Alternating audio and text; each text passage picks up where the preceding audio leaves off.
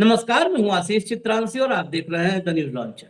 लाइए भैया, जरा दिखाना शुरू करिए एक-एक करके। ये सबसे पहले देखिए, हालाँकि इसको बहुत मैं नहीं मानता कि ये बेदम सा एक है डिमांड। बिहार और हरियाणा के राज्यसभा चुनाव होंगे रद्द। कांग्रेस सांसद की मांग के बाद हलचल। ये सब जो है शिगूफे हैं खबर में बने रहने के लिए, बाकी इससे कुछ होना जाना है नहीं। आगे बढ़िए जरा, आगे बढ़िए। हरियाणा चुनाव रात 1 बजे तक चला हाई वोल्टेज ड्रामा। बीजेपी और कांग्रेस ने जीती एक-एक सीट, सतीश नांदल हारे। मल्लिकार्जुन खड़गे ने चिट्ठी लिखी, वो चिट्ठी आपको मैं पढ़ के बता देता हूं और फिर हम चलेंगे जरा खबरों के भीतर। मल्लिकार्जुन खड़गे ने मुख्य निर्वाचन आयुक्त यानी ज्ञानेश कुमार को चिट्ठी लिखी। 16 मार्च को ये रात में चिट्ठी लिखी गई है और लिखा गया है, अति आवश्यक हरियाणा से चल रहे राज्यसभा चुनाव में हस्तक्षेप का प्रयास। कृपया भारतीय राष्ट्रीय कांग्रेस के उम्मीदवार श्री करमबीर सिंह बौद्ध द्वारा चुनाव आयोग को प्रस्तुत अभ्यावेदन की एक प्रति संलग्न पाएं, जिसकी प्रति रिटर्निंग ऑफिसर और सीईओ को भी भेजी गई है। चुनाव की निष्पक्षता में हस्तक्षेप करने का प्रयास किया जा रहा है और चुनाव आयोग को इसे तुरंत रोकना और ठीक करना चाहिए। इसके अलावा वैध मतदाताओं डाले गए वोटों को अयोग्य घोषित करना स्वीकार्य नहीं है, क्योंकि यह स्पष्ट रूप से चुनाव प्रक्रिया को दूषित करने बाधित करने का एक पारदर्शी प्रयास है। मामले की समयबद्धता को देखते हुए हम आपसे अनुरोध करते हैं कि परिणाम घोषित होने से पहले डॉक्टर अभिषेक मनु सिंघवी के नेतृत्व में पार्टी के वरिष्ठ नेताओं सहित एक प्रतिनिधिमंडल आपसे मिलने के लिए तत्काल समय दिया जाए।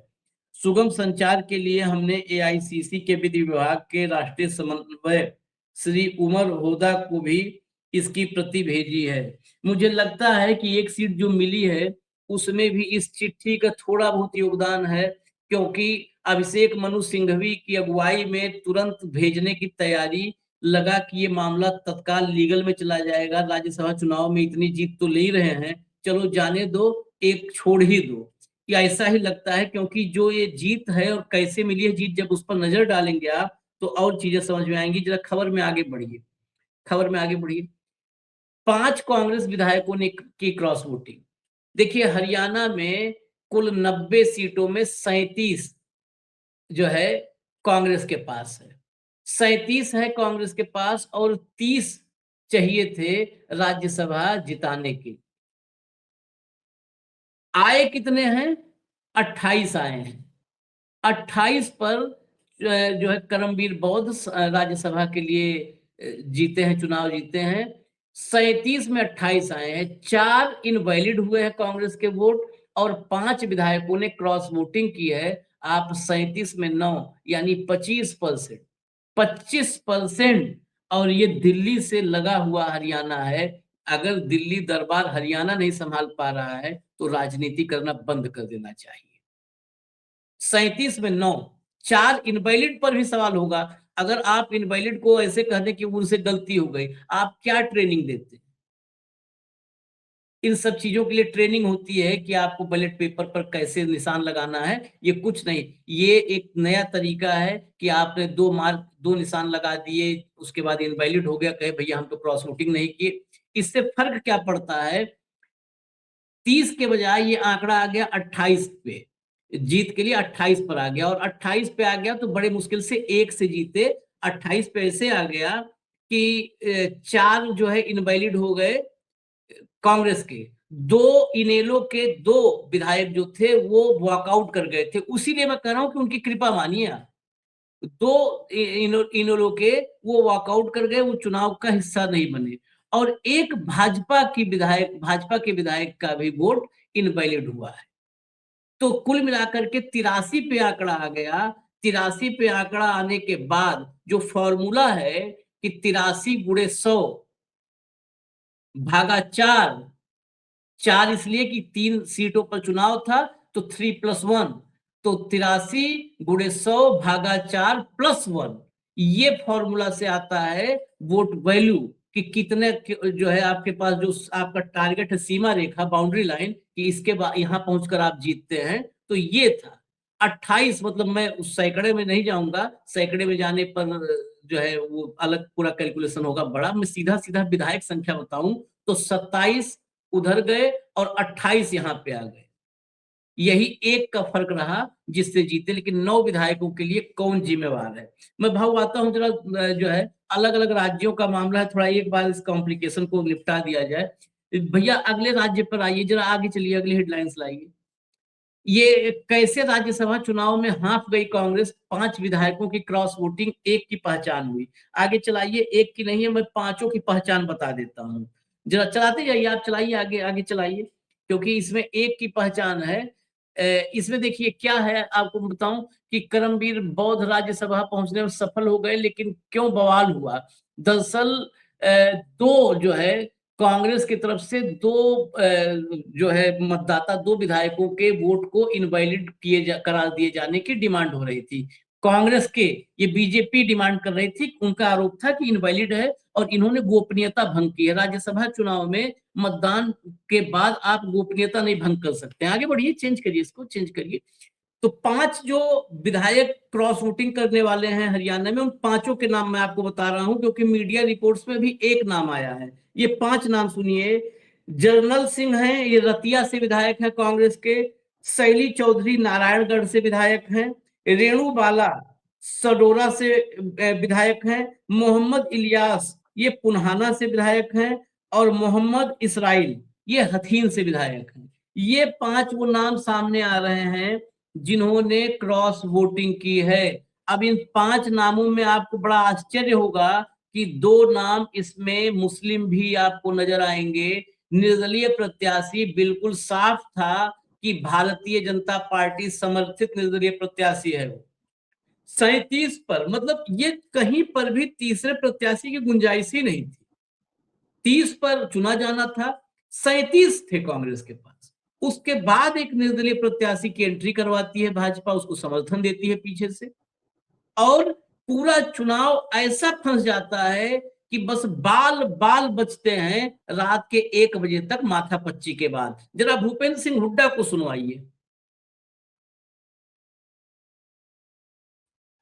विधानसभा चुनाव में जो वोट चोरी की बात थी वो आज साबित कर दी। 2 सीट थी, एक बहुमत के हिसाब से एक कांग्रेस की थी, एक बीजेपी की थी। शुरू से कह रहे हैं तीसरा कैंडिडेट करके इन्होंने वोट चोरी का पूरा प्रयास किया, लेकिन हमारे विधायकों ने उसको असफल कर दिया।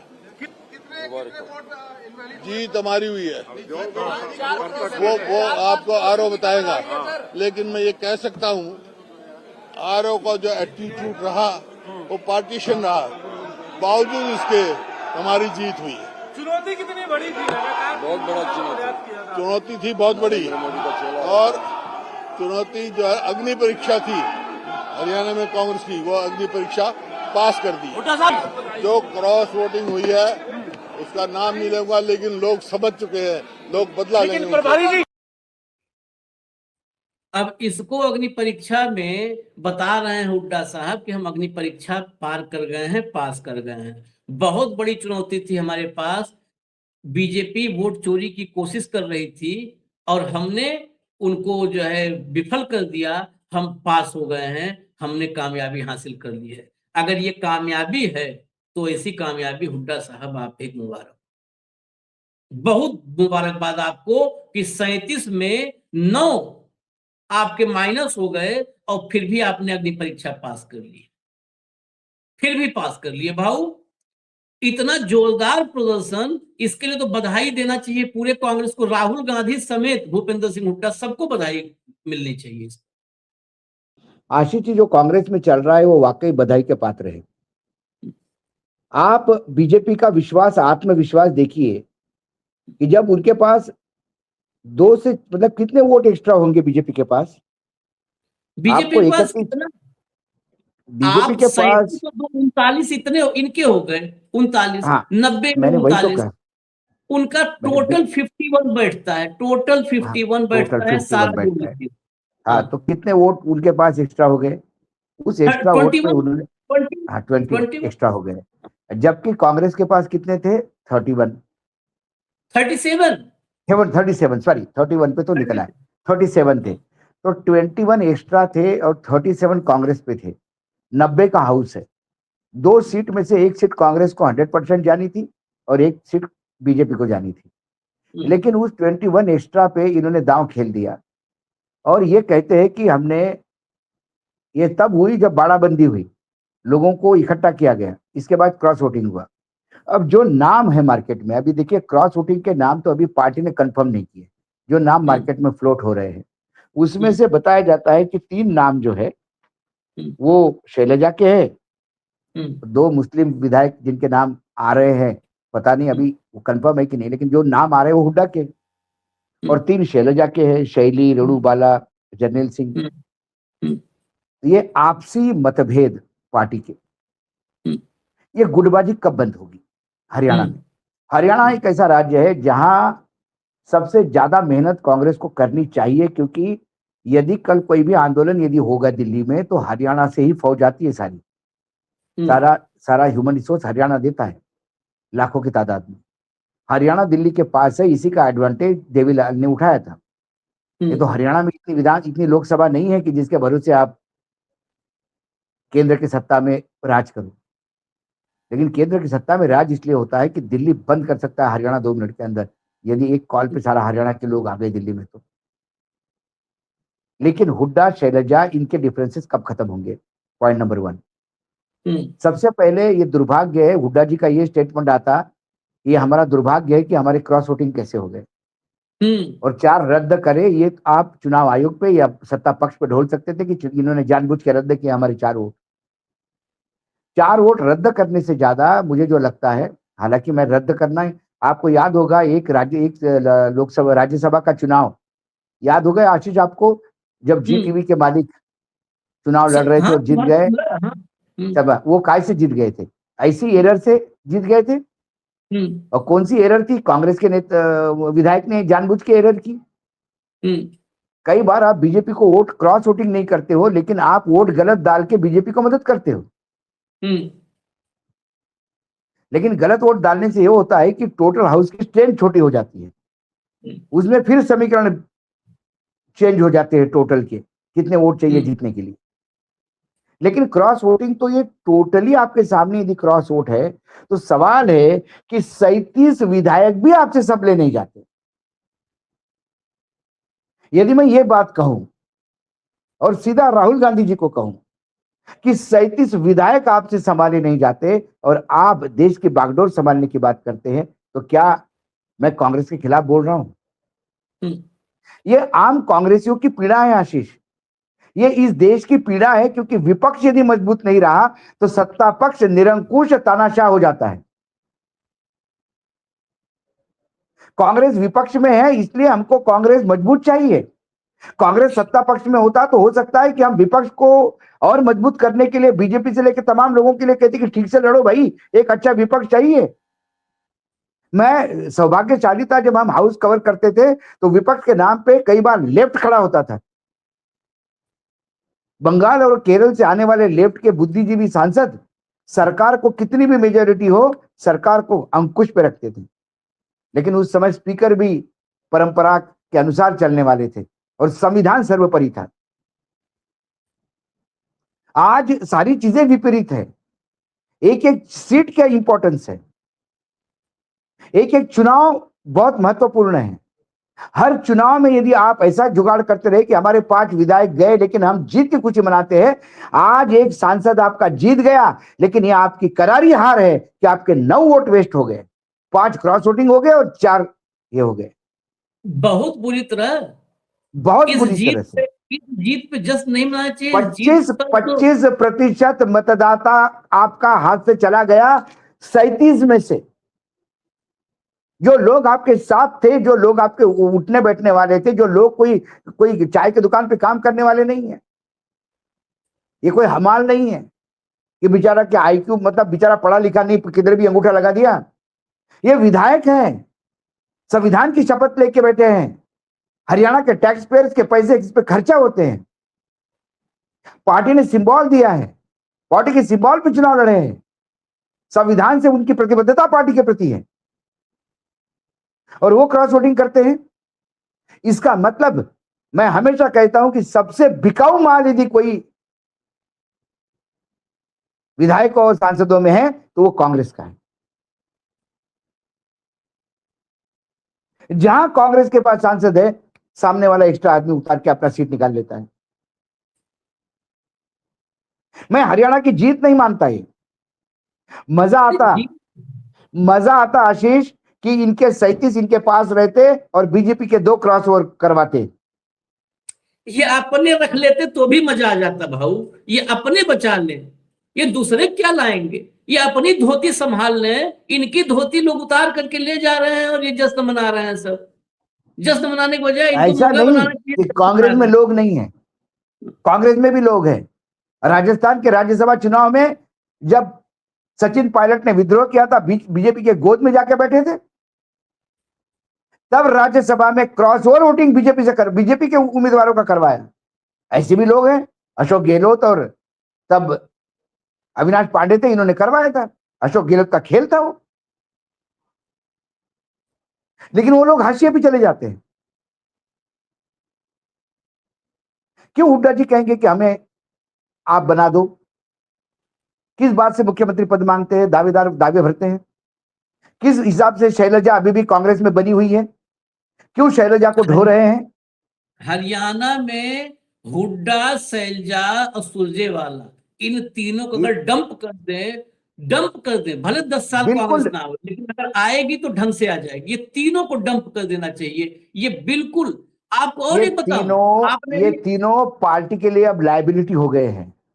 आपने 3-2 बताए ना कि 3 शैलजा के और 2 जो है हुड्डा के खेमे के बताए जाते हैं। एक और परमवीर नाम से के विधायक हैं जिनका वोट जो है इनवैलिड किया गया, जिस पर बवाल हुआ था रात में। नहीं, ये तो मैंने 5 क्रॉसओवर के बताए, जो इनवैलिड है इनका तो अभी जन्म कुंडली मंगवा रहा हूं मैं बता ही देता हूं। परमवीर की कुंडली आ गई, टोहाना से विधायक हैं, और जो है इनके पिताजी 5 बार विधायक रहे, हरपाल सिंह, ये टोहाना से विधायक हैं और लंबे वक्त से विधायक हैं। हुड्डा जी के जो है मुख्यमंत्री रहते मंत्री रहे हैं, लेकिन इन्होंने उसके बाद ये 14 में और 19 में हार गए चुनाव, मतलब उसके बाद जो है मंत्री रहने के बाद। इस बार इनका पुनर्वास दोबारा हुआ है, ये शैलजा खेमे में चले गए। परमवीर इनका, अब ये कोई पहली बार के विधायक नहीं है। मैं क्यों ये बात कर रहा हूं, नाम की चर्चा हम क्यों कर रहे हैं? पहली बार के विधायक नहीं है, इन्होंने कई राज्यसभा चुनाव में वोट डाला होगा। जो आदमी 2005 से जो है वो है, जो मंत्री रह चुका है, विधायक रह चुका है, फिर विधायक है, वो आदमी क्रॉस मतलब गलत वोट डाल दे, बैलेट में गड़बड़ी कर दे, फर्स्ट टाइमर तो एक बार छिप भी सकता है कि अरे हमसे गलती हो गई, फिसल गया कलम, फिसल गई। लेकिन ये इनसे कैसे गलती हो गई?